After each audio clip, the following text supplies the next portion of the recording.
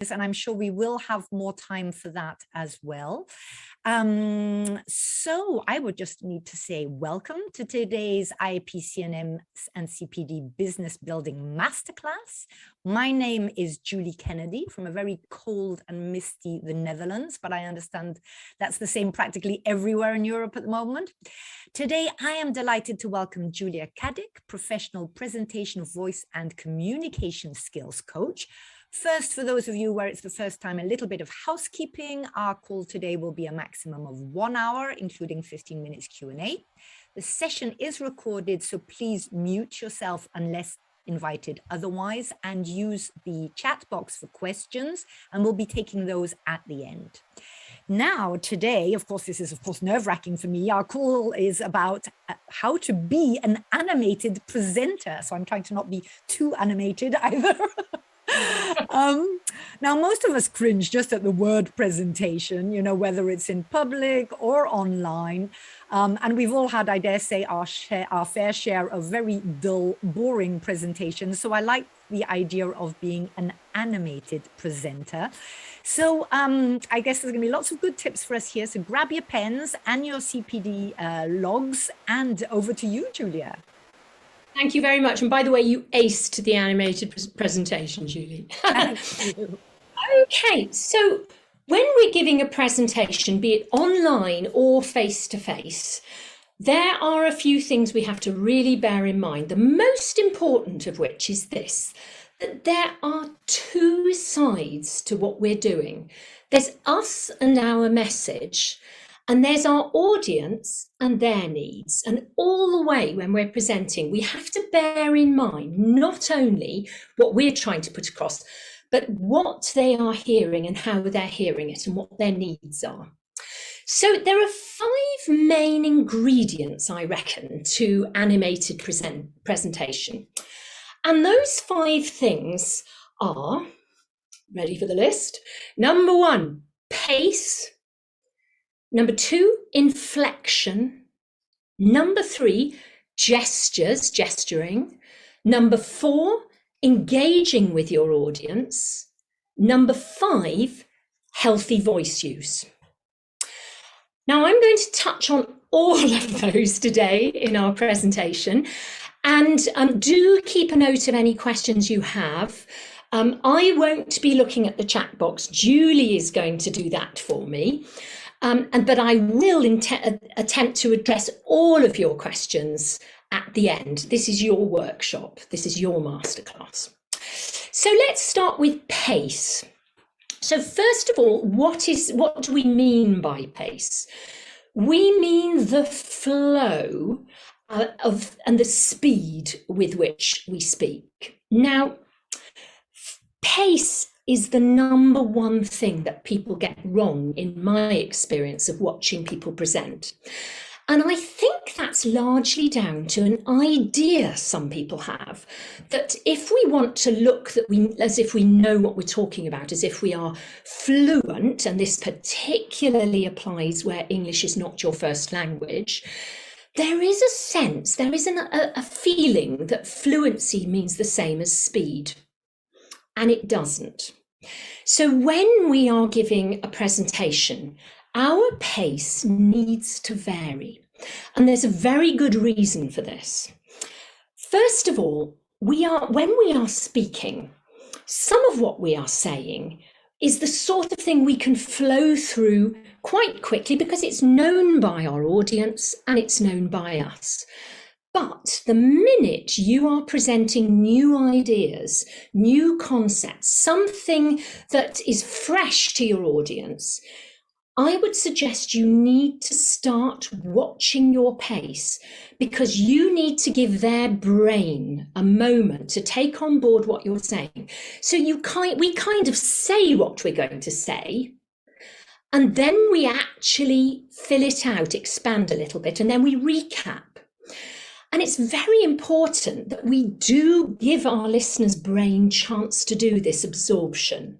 Because if we rattle through our concepts in the feeling that we need to get it over to them quickly, there is a chance that they either won't catch it, or if they catch it, that they'll get caught up on one idea that you've said and they'll think, oh, that's interesting. And in the time it's taken them to think, oh, that's interesting, you've gone on and you've lost them. So pace is a very important thing. The other thing we can do with pace is we can use it for dramatic effect.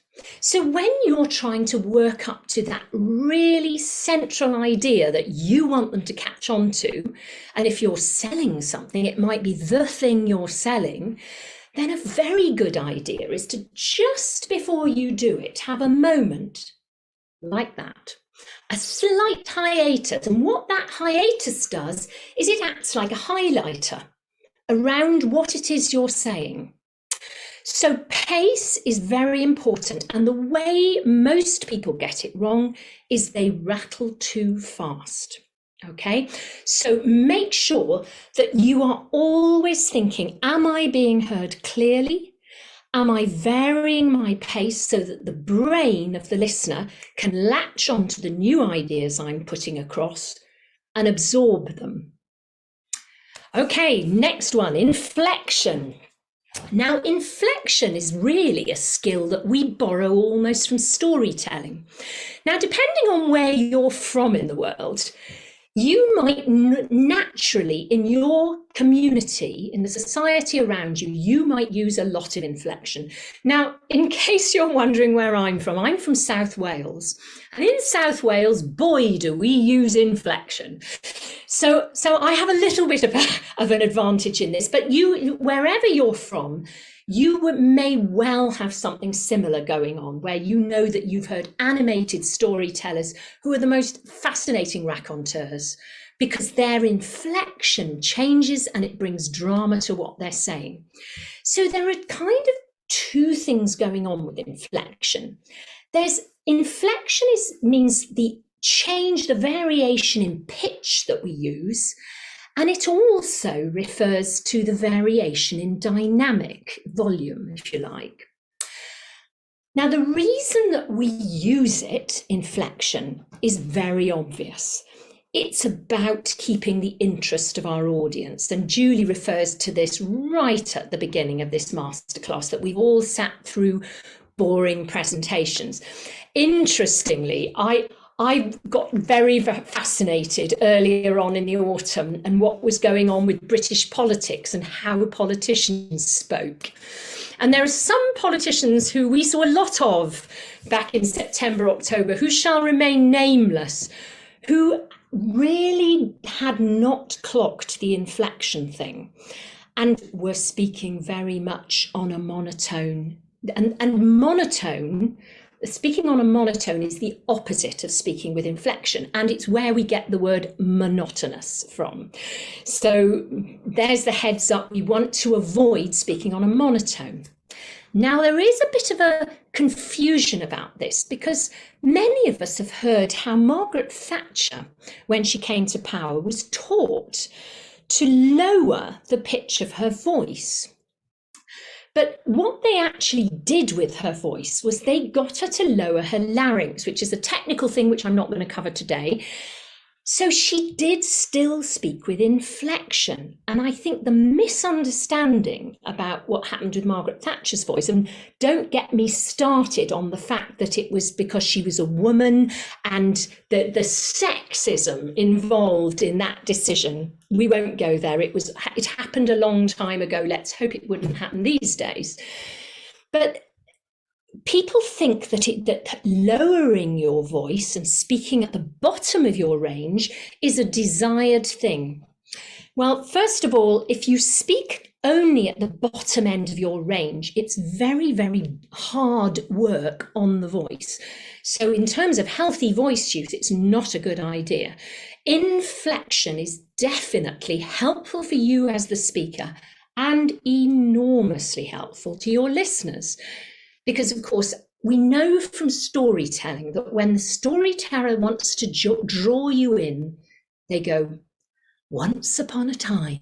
They don't go, once upon a time. So, storytelling skills, we have a lot to learn from them. Gesturing. have a show of hands? Let me just see that I can put it so I can view everybody who's here. Let's have a look at the gallery. Lovely. Hello, everyone. Can I have a show of hands? How many of you think that you speak naturally using your hands? Okay, some not so certain. To be honest, it doesn't matter really whether you do speak naturally with your hands or not. You don't have to gesture when you present. If you are a person who speaks with their hands, like me, to be honest, if somebody asked me not to speak with my hands, I don't know if I could actually communicate. It is so integrally part of how I express myself. But there are some do's and don'ts. Now, first of all, let me address the people who are not certain that they are gesturers. You don't have to gesture.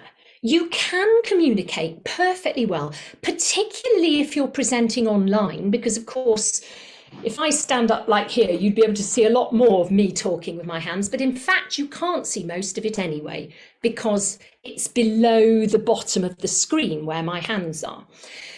If you're presenting online, you can do your expression through your face. And if you don't like gesturing with your hands and it makes you feel uncomfortable, then you can still be a very effective presenter with your face. But what I would say about that is lead from the eyes.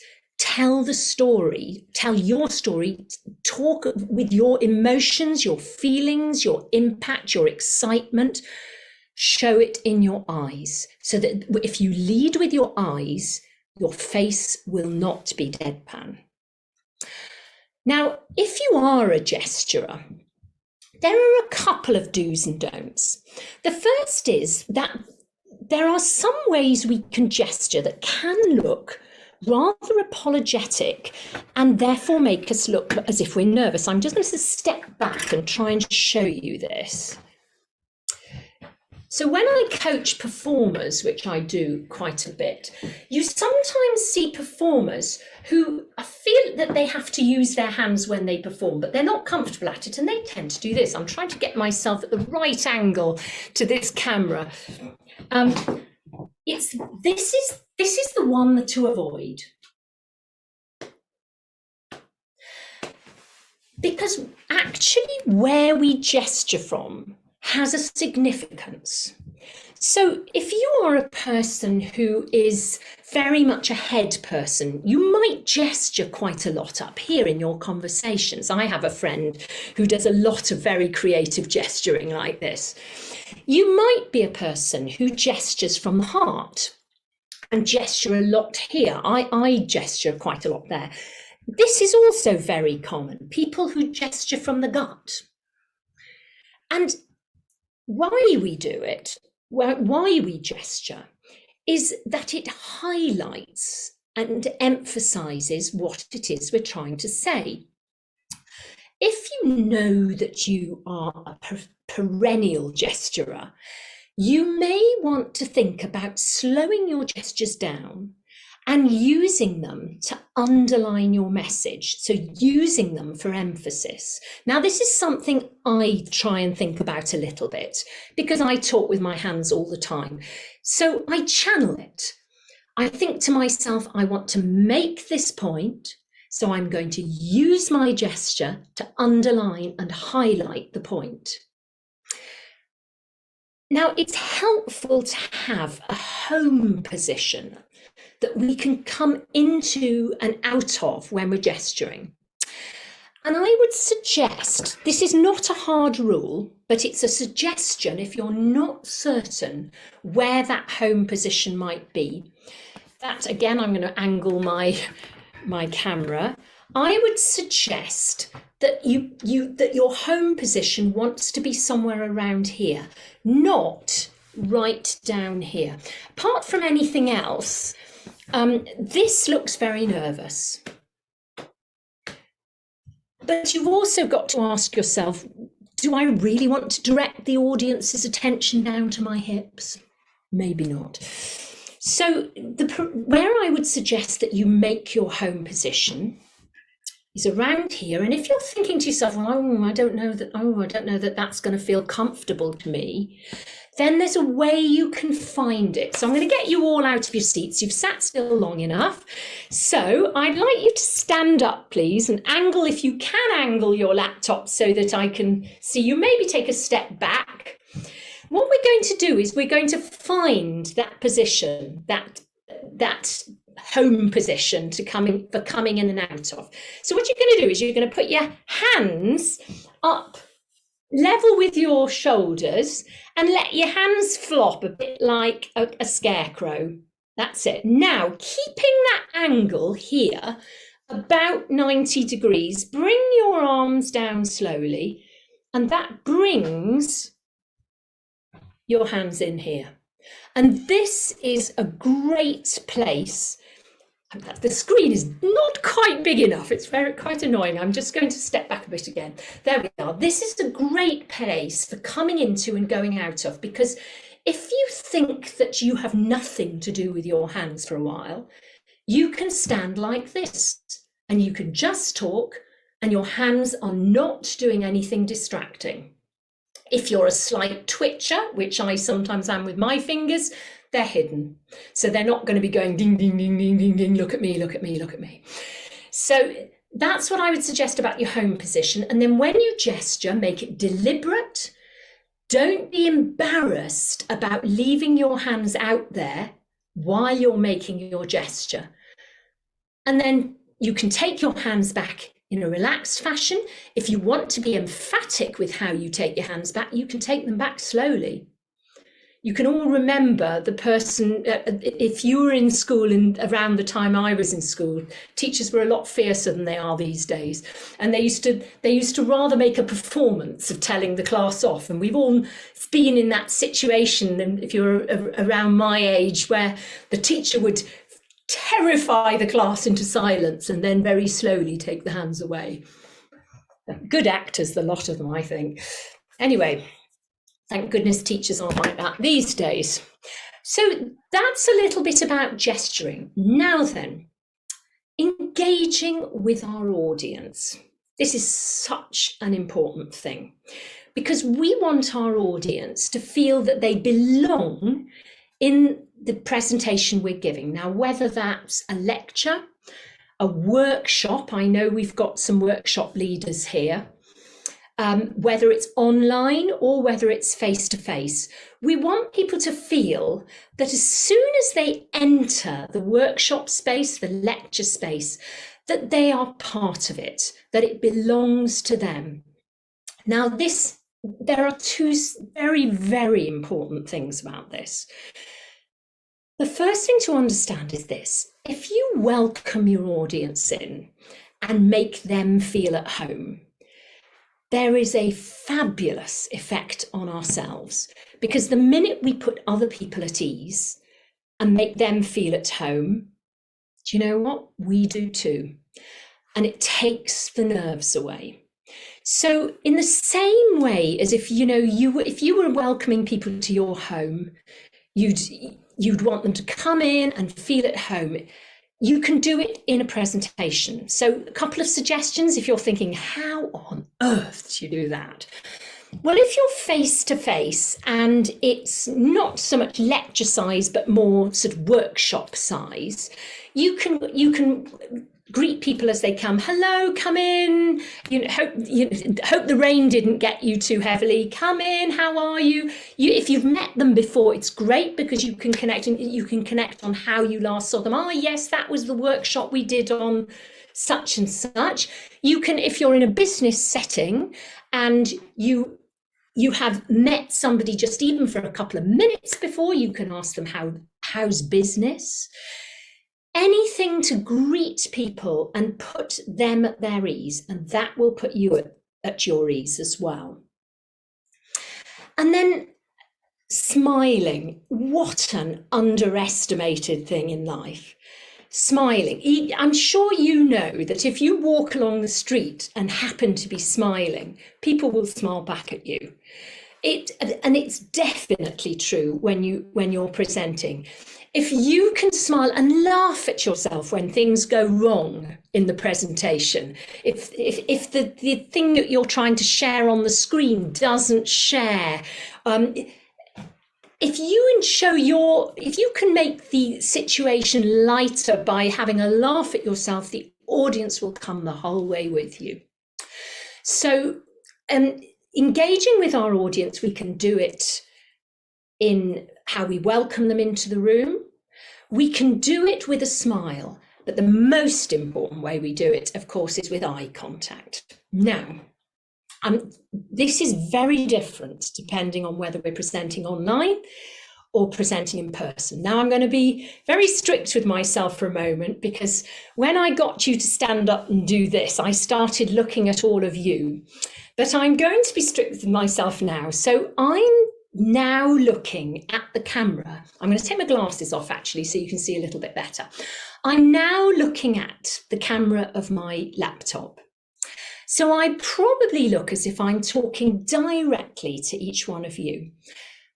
Now, I want to show you what it looks like when I take my eye away and go and look at the screen. So I'm now going to, I've just realised we've got Julie in the centre of the screen at the moment. I don't know if we... Is that so for everyone? No? Oh, okay, it's just me. Yeah. Ah, yeah, because I have you centre as well. Yeah. Okay. Lucky me. So what I'm going to do is so here I am looking at the camera, and I'm going to, in a moment, I'm going to start looking at the screen. So I'm going to look at Julie. So I'm looking at the camera now, and here I am. I'm now looking at Julie, and I'm looking Julie in the eye. And it probably looks to you as if my eyes have gone down and I'm no longer looking at you. So I'm going to take them back up again. There we are.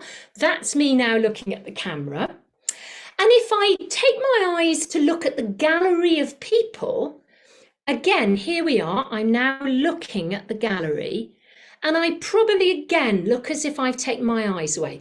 So I'm bringing my eyes back to that little green light of the camera, and hopefully I'm now back looking at you. And I do that because I want you to know what it looks like when we do that subtle difference. Now, in some ways, if you're screen sharing, none of that matters. But if you're actually speaking to people and you're trying to put your message across, and you with real sincerity and quite passionately about something you believe in, you definitely need to be presenting directly to that camera. Now, that's presenting online, but what about when we're talking about a workshop room, or when we're talking about an auditorium like a lecture theatre? What do we do about eye contact then? Well, if you're in a workshop of, I don't know, 10, 12, possibly even up to 20 people, you can share your eye contact around, making sure that you're taking people in and actually looking people in the eye and in the face, but do make sure you share the attention around. If you're talking to a large auditorium, of course, there isn't a chance that you're going to be able to take in everyone. So what do you do? Okay, well, what I teach performers to do, and I've been doing for some years, is this. Imagine you've got a large auditorium and you're in the middle, whether you're at a podium or whatever. You want to mentally divide your large audience into 3 sections. So you want to have a middle section. They're going to get most of your attention, and a section over here and a section over there. So it's like stage right, stage left almost. And then what you're going to do is you're going to put your eye level. If you're on let's imagine you're on tiered seating for a moment, or you're in a hall and the seating is going back quite a number of rows. You're going to put your eyes towards the back, and you're going to pick someone and you're going to speak to their hairline, not the eyes. Now, this is important, because if somebody is looking you in the eye from stage, and you know that the auditorium is full of people and they're looking at you in the eye, boy, do you feel like a rabbit in the headlights. So it makes the audience feel uncomfortable. And that goes back to that thing we were talking about, putting your audience at ease. So you want to look at the hairline. Now, the wonderful thing about being able to look at the hairline is that the person in the audience does feel as if they're being looked at, but you don't give them the uncomfortable feeling. And then when supposing you've been speaking for a while and I've taken my eye away from you for a moment and I'm looking at my imaginary person towards the back, once you've been presenting in one direction for a while, you don't want to stay there for all that long. So a few minutes in one direction, 5 minutes, is absolutely fine. And then very slowly, you want to take your eye contact across to another section on the side. Now, the key thing here is slowly, because if you move your eyes quickly, it looks like this, which looks either nervous or shifty. So we don't want that. So if I want you to imagine for a moment that I'm speaking to a larger audience, and I'm going to take my focus from the people I've been looking at, and I'm going to take it slowly over here, and I'm going to talk to them for a while and share a few points there, and then very slowly I take my eyes back to the middle, and then I'm going to do the middle for a bit. And you don't pick the same person, you can pick someone else at the back. The idea is that you don't want to be flitting your eyes quickly back and forth. And you don't want to be looking directly at one person in the eyes, because it's going to make them feel uncomfortable. After a while, you can take your attention back over to the other side, speak to them for a while, and then slowly back. And when you're doing that, obviously, if you're being asked questions in a lecture, obviously you're going to give eye contact then. But that's a guide of how to handle the large audience and still make people feel engaged with you. Healthy voice use, we have to move on. Let me just look at my clock. Oh, my goodness, yes. Right. So healthy voice use is very important, because you, the presenter, need longevity in your voice. You need to be able to last from one workshop to the next, from one session, because let's be honest, if we're coaches, our ability to speak is our ability to earn a living. So although we may not be doing most of the talking in a session, if it's a coaching session, we still need to be able to talk, and we don't want to be sort of barking away into a handkerchief and hoarse and not to be able to speak. So it's very important that we look after our voice. It's also very important when we're presenting that people can hear us. So we need to project our voices if we're live presenting. And I would also say that even if you're presenting online, you still need to be projecting your voice enough that you are using it properly. Now I'm going to show you something. I'm just going to drop my voice down to what I'd call conversational level. So if I was chatting to a friend next to me, I'm going to have to think about this for a moment to reproduce this feeling. So if I was chatting to a friend next to me, I'd probably be talking a bit more like that. So I don't know if you can hear, but I am definitely slightly projecting, even though I'm online. And what I do to do that, and what we need to do, is we need to work out what are the elements that make up projection.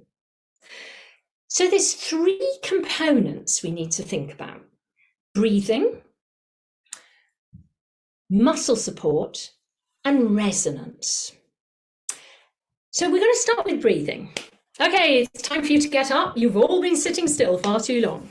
So stand up, and I'd like you to stand with your feet hip width apart. So what we're going to do first of all is we're going to give ourselves a little stretch. So we're going to swing our arms up by our ears, grab a hold of your hands at the top, turn them inside out, and we're going to give a stretch over to one side and a stretch over to the other. And it doesn't matter how far over you get, it's just that you want to feel a stretch in the intercostal muscles, the muscles between your ribs. And that's important because of what we're going to do next. Great. Okay. So we are going to learn 2 different ways of taking a really good breath to project. The first thing we're going to do is we're going to learn to breathe into our backs. Now I'm going to take my jacket off to show you this. This is all action, this. Right. Okay. So first thing we're going to do is I'm going to put my hands on my back. And I'm going to get my fingers to just touch like this. And what I'm going to do is I'm going to take a breath and I'm going to think of breathing big into my back. And what will happen is you'll see that as my lungs expand and push my ribs out, that'll push my fingers apart. I'll just show you and then we're all going to try it. So here we are. I'm going to take a breath into my back, watch my fingers. And you can see them being pushed apart. Now, I have to give the caveat that I've spent 30 years training singers. So my lung capacity, so please don't feel gutted if your fingers don't push apart quite as far as that. Okay. So fingers on your back and take a breath in through your mouth. Okay, off you go. And that's the breath that you take just before you launch. Okay, so you breathe in through your back, and that gives you a really good lungful of air ready to project. So breathing into the back for me is the breath that I know I've got enough to really project. Now, I said I was going to show you another way of taking a good breath. And by the way, both of these breaths are what we call diaphragmatic breathing. I'll talk about that in a minute. So the next thing you're going to do is we're going to put now this is one that many people find trickier, okay?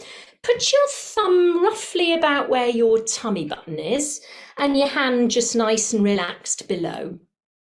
And what we're going to do is we're going to just relax and we're going to just breathe slowly in and out. I just want you to think about the snow, think about something beautiful and just take a few breaths in and out through your nose.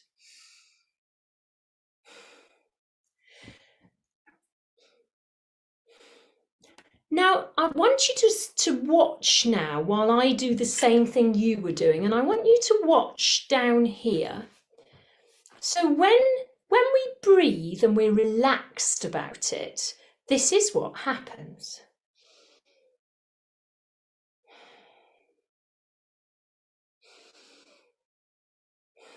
So can you see that when I relax to breathe, my tummy goes out? And when I breathe out, my tummy goes back in again. So it's a bit like a bellows, yeah? Now, the more self-conscious we get about breathing, the more people get that a bit confused about that. And that's why I show you 2 methods of breathing, because to be honest, if one of them doesn't work for you and it's confusing, you can do the other one. Right. So what we're going to do now is just with your hand on your tummy, we're going to take that breath again.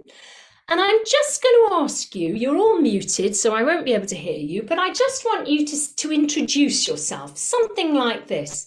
My name's so-and-so, and I'm going to talk to you today about and make up whatever your topic is that you talk about or coach or whatever. And I just want you to observe what you're feeling around your tummy when you do that. So take your breath first and then you introduce yourself. You can mute yourself. You are muted. I mean, I won't mute myself so that we can know how long we're taking. Here we go. My name's Julia Caddick, and I'm here to present today about how to be an animated presenter. Okay, have you done it? Give me a thumbs up if you introduced yourself. Brilliant. Right, okay.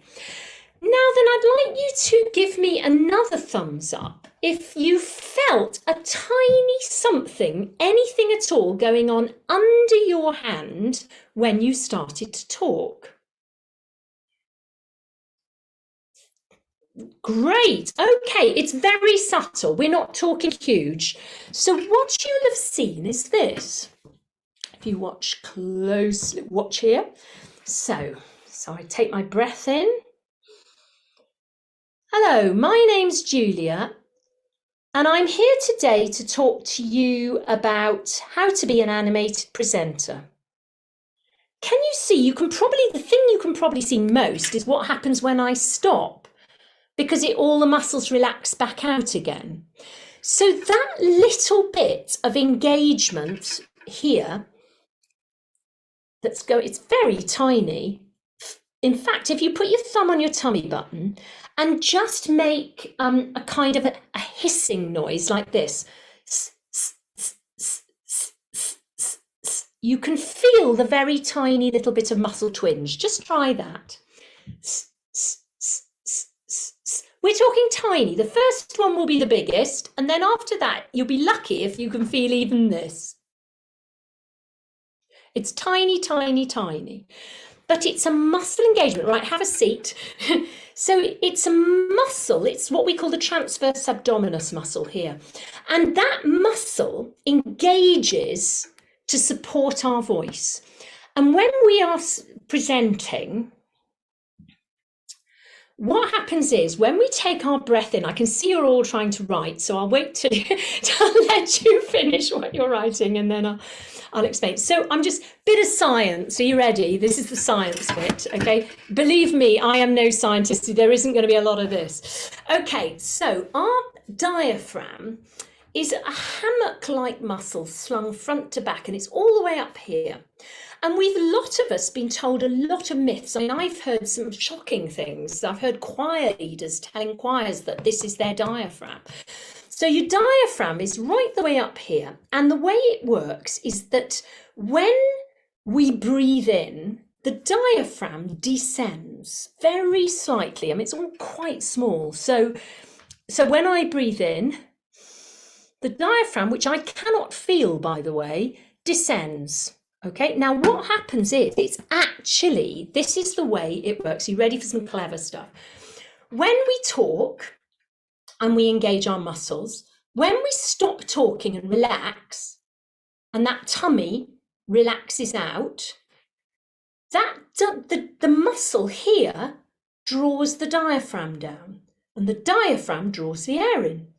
So it's not that my tummy's drawing the air in, but when I release my tummy, it draws the diaphragm down. Now, this is the bit that's the mind-blowing bit. We can't directly control the diaphragm because we can't feel it. There's no bit in our brain that goes, let the diaphragm descend. It does it works on its own. Now, yes, for sure, the diaphragm can be controlled, but not directly. So we indirectly control the diaphragm. So by releasing our tummy and letting us fill up here, that draws the diaphragm down. The diaphragm draws the air in, and we filled up with air. And when you look at a brand new baby, a newborn baby, and asleep on its back in its cot, it breathes, tummy rises, tummy descends. No singing lessons, no elocution lessons, nothing. It just knows how to do it. So it's a very natural thing, okay? So the crucial thing that we have to be able to do is to make sure that two things happen. When we speak, we need to very slightly engage here, very slightly. And if you want to train those muscles, The exercise you can do is by picking what we call fricatives. S for sugar. Sh. So you can do things like this. S, s, s, sh, sh, sh. And I'm going to show you what my tummy's doing when I do that. S, s, s, sh, sh, sh, and you can see my muscles going dum dum dum release, dum dum dum release, and that release is the most important bit. Watch this. Shh, shh, shh. S, s, s. Every time my tummy releases, my diaphragm is being drawn back down. So there's your diaphragmatic breathing. And when we do the back breath, when the lungs fill up and push the ribs out, then that's when the diaphragm then descends from the back breath. So either way you do it, you've got the diaphragm is involved. Yeah, sorry, that got a bit more techie than it probably needed to, but you all looked like you were busy writing away, so I kept feeding you, sorry. Right, so and projection is a combination of what you do with the breathing and the engagement of the support.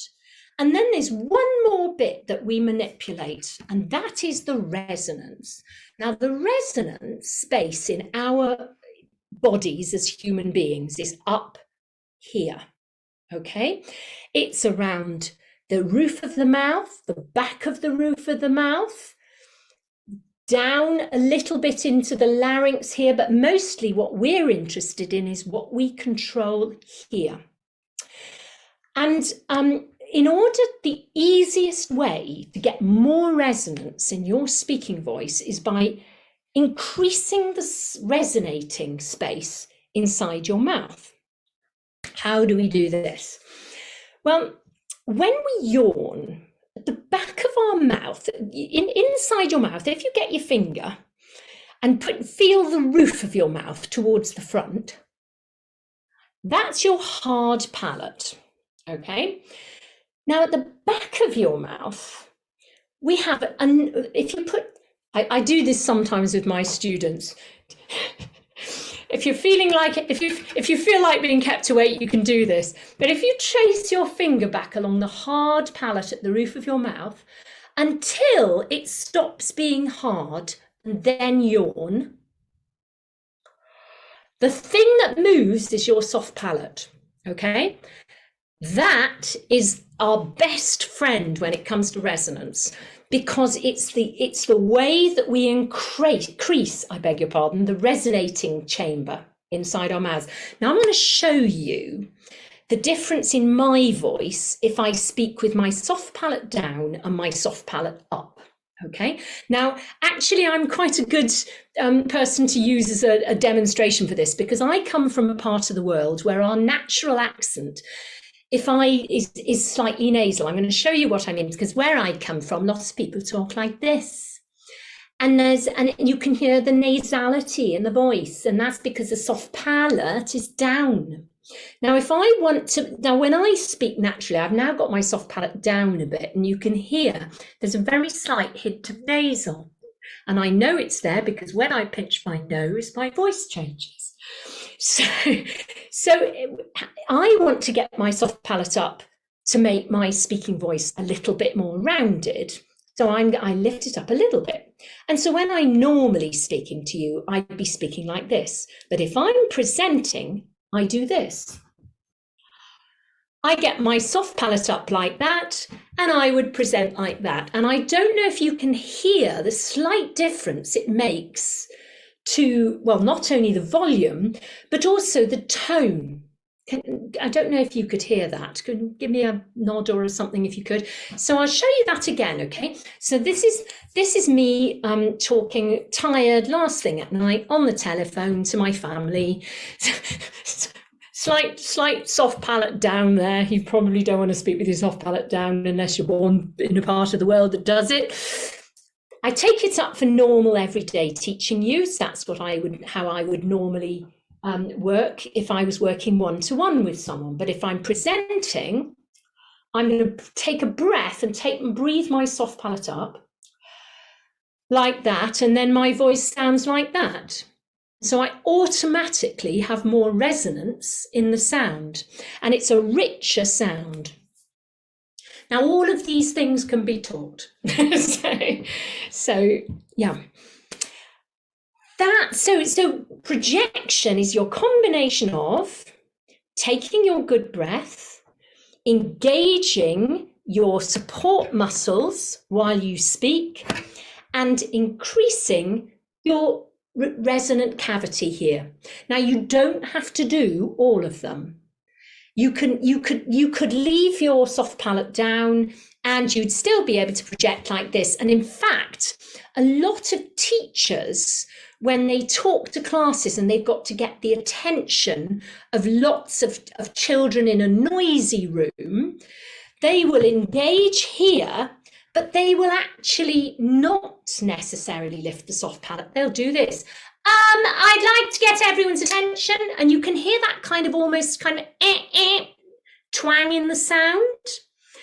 And that's now that what I would say to you is you don't want to use that when you're presenting, because that sound can come over as just a tiny bit, I'm trying to think how to say it, grating, or it can sound a bit, just a little bit heavy on the ear. So better from a presentation point of view to increase the resonating space. So we've covered pace, inflection, gesturing, engaging, healthy voice use. Time for your questions, I think. Gosh, we're not out of time, are we? Wow, no, we're not out of time at all. We're all just hanging on your every word. I mean, it was, yeah, I mean, you're a perfect example. You should be a presenter up there on the stage. I mean, it's a fabulous mix of liveliness, naturalness. It was very concise. It was very hands-on. I mean, we've all been scribbling away. I mean, wow, yes. So that's how we should do it, right? I think people, I'm sitting like, goodness gracious, 45 minutes, where have they gone? And I really mean it. It was wonderful. Right, now, let me get into the chat and see what questions have come through. I need to put these glasses back on. Right, Sue is talking about gesturing, and what about props and holding on to something? And that's actually something that I was also going to ask. Ooh, that's interesting. Sue, would you like to just unmute and say exactly what you had in mind there? You need to unmute first, Sue. Sue, you need to unmute. Yeah. There we go. Sorry. Yeah. Yes, I was thinking back to the days when I used to do a lot of IT training, and you stand in front of the class and you're pointing at things. And so you've got a laser pointer, you've got a highlighter for the park, all that kind of stuff. And holding something can boost your confidence a bit, I used to find, because it gives you something to do. Indeed, that's a very good observation. That because again, yes, if you're not certain what you're doing, it's like the home position here. It gives you something to hold on to and something to do. There's another little thing about that which is very useful, which is that if you have a podium, and I'm just going to see how I can show this to you. I've got a music stand here. I've got a piano behind me here. Sometimes if you're a little nervous, uncertain about whether you are supporting properly when you're speaking, you can actually channel the podium or something that you can sort of press in your hand down into the podium, and it helps you engage your support. Yeah, it's just another tip, but yes, certainly, I agree, Sue. Yes, you can use something that you need to have there anyway and use it as a prop. Very good idea. Yeah. Thank you. What about short notes? Is that off? Short notes? What do you mean? Well, I mean, I often, because I very much gesticulate, and I once saw a video of myself a few years back where I look absolutely demented charging around the no, seriously, I mean, my face is all over. I'm very expressive. My arms were all over. I was exhausted just looking at myself.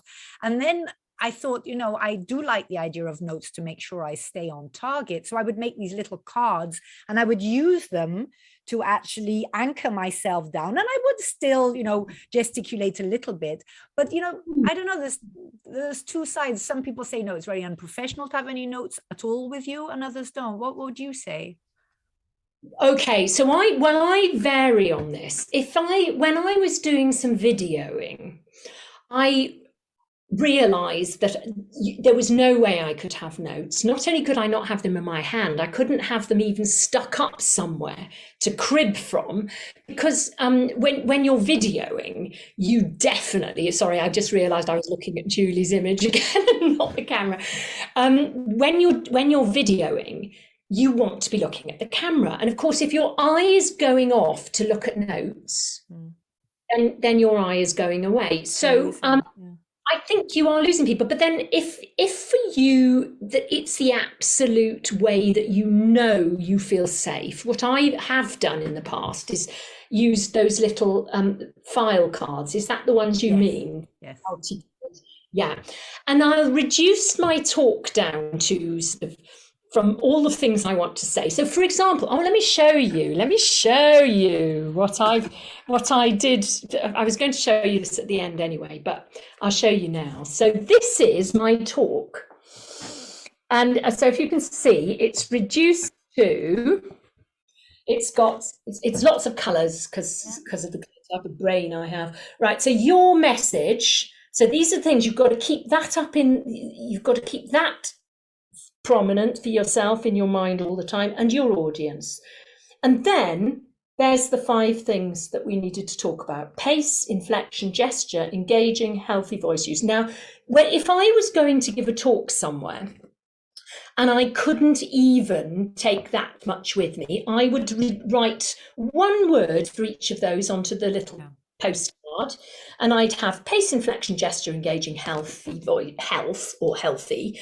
And then that would be my cue. Those 5 things would be my cue to remember my talk. But there is another tip you can do that takes it even further to get it off the card. So once you've reduced your talk down to 5 things, we have this wonderful prop that we're all born with, and it's this. Okay. So what you do is you label each finger. So you go pace, inflection, gesture, engaging, healthy voice use. And then what I do is when I'm trying to work out where I am, I've got my hands here and I'm going like this: pace, gesture. And then I'm remembering where I am. Okay, I was on that finger. Now this finger is, and you've got your Post-it. There's your Post-it. Right. Reduced onto 5 fingers. Thanks for that. And it was a good point about the online as well, because I always imagine that if I'm looking at my text, people think I'm looking at them. But when you demonstrated, it's very clear that you do see that tiny little bit of lowering of your shift. Right. I see we have a question from Ross. Oh, wait a minute. There's something from Roger first. I think he's actually starting. That could be Welsh. I'm not sure how to pronounce that. It looks like what I imagine Welsh looks like written. Can you see Roger? Welcome back, Julia. Yeah, see. Yeah, There we are. So he is asking, on the psychology of speaking for the nervous newbie, what tips do you have for controlling nerves? Oh, right. Well, breathing first, I would say. So before we talked about taking a breath in order to project, but I used to do a lot of solo singing. And in the end, I stopped doing it. I stopped performing as a singer because whilst I find that I can stand up and speak to 600 people without batting an eyelid, it's not the case when I sing. So I used to have to do a whole little procedure for myself to get myself ready. And I used to focus it on how I stood and breathing. So the first thing I would do is I would stand like we did at the beginning when I got you standing with your feet hip width apart and we swung our arms up. Stand with your feet hip width apart so you're very rooted into the ground. And then what you're going to do is the first thing you're going to do is, so imagine you're standing up to speak and this is what you're nervous about.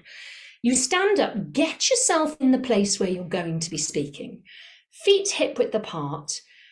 relax your knees, don't lock your knees. Now this is important, I'm going to show you this, because if we lock our knees, can you see that? If I lock my knees, I lock all the way up my thighs, into my tummy, down in my abdomen, and I've locked here and I can't breathe properly.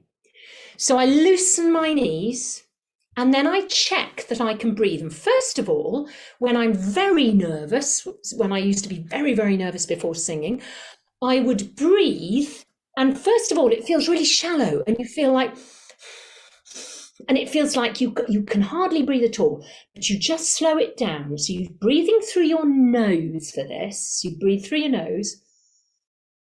And even if the breath to you at that moment, if you're really nervous, feels really, really shallow, you're going to breathe in and you're going to hold it for one. So we can all do this now, actually. So if you're very nervous, you can't even make 4, okay, when you're really nervous, but we're going to do it as 4. So what I want you to do is breathe in. I just say one thing, Julia, I just don't want to make it too long because we do have 2 more questions and 3 more minutes. Okay, so you can do some breathing to check that your breath, that you can actually feel yourself breathing. And once you've done a few, then ask yourself, can I breathe into my back? And take a couple of breaths into your back. And once you feel it, you can get that breath in your back and you can feel that little stretch you feel your clothes being pushed slightly away. Women, we have an advantage about feeling our clothes here. Anyway, once you can feel that your clothes being pushed away, you know you can take a big back breath. If you know you can take a big back breath, you're ready. You're off. So breathing. Nice tip. Right, now Floss is talking about the intro and saying, I've been uncertain about how to actually start a presentation at the very beginning without it feeling awkward. And I noticed you went straight in without an intro. Is that what you would recommend? Depends what you mean by an intro, because you had already introduced you. Yeah.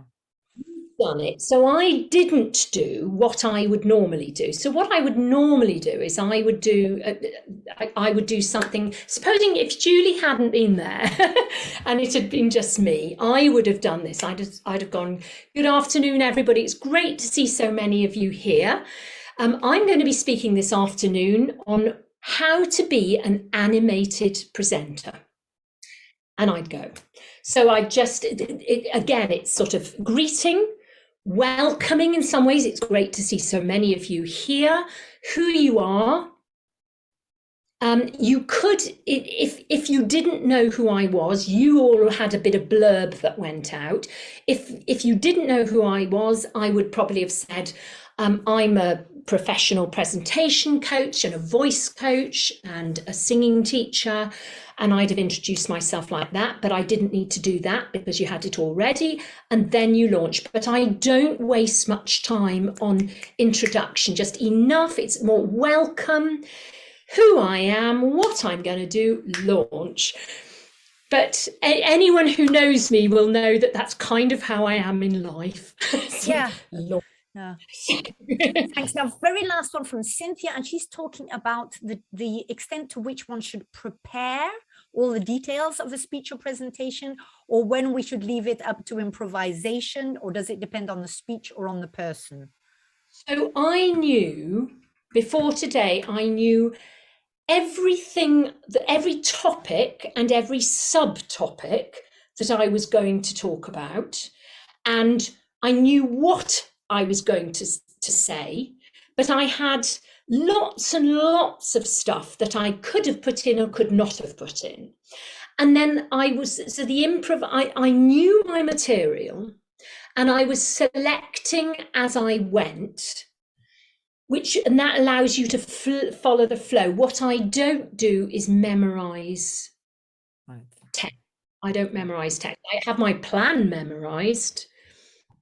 My wonderful multicolored plan is well memorized, and the sub plan, you know, so I could show you actually what I've got for each topic. I've got thoughts through. So if I show you, that's, I don't know if you can see that, that's inflection. So I sort of have, I'm spidergrams, you know, inflection, thoughts, where we're going with it, directions. But I can't read that while I'm, you know, I'm not looking at that. That's what I did before.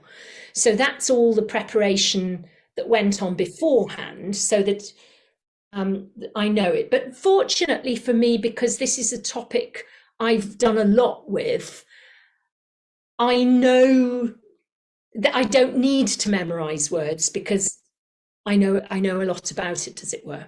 So, but does that answer the question? I know she's not on the video because she has a problem with her internet, but I believe so. I believe so. And I'm afraid we do have to end. We're going to have, oh, there we are, Cynthia. Sorry. Thank you very much. Thank you. It does answer. Thank you. Thank you very much. I think this is clear that you've got to come back and give us a round 2, or we've all got to come and see you about all our questions, because it was fantastic. I mean, it was very concise and very thorough, but yet see all the little nitty gritties it's brought up, we would like to know. Well, what I've got a couple of offers for IAPC&M members for this. One is that if you would like to, I normally do a course of 5 sessions for 600, but for people who are taking part in this workshop, I would do, I'm doing what I call an offer of 5 for 5. So that's, so if you wanted to email me with the subject matter of number 5 and then the word 4 and then 5, then I would do 5 sessions for 500. And then I've also posting on my website later this week some videos that are kind of in a nutshell, they touch on the surface of what we did today, of what we talked about today. They're 3 minutes on pace, inflection, gesture, engaging, and healthy voice use. 3 minutes, and then a couple of those are subdivided, and those videos are going on my website. I think it's from tomorrow. They're on YouTube now. On my YouTube channel is The Animated Presenter. And you're welcome to go and have a look at those videos from now. They'll be linked to my website, I think, from tomorrow. And your website address is? My website address is www.juliacaddick.co.uk. And my YouTube channel is The Animated Presenter. And can you just repeat a last time the offer, so that in the topic we were supposed to write 5 and then number 4, 5, so 545? No.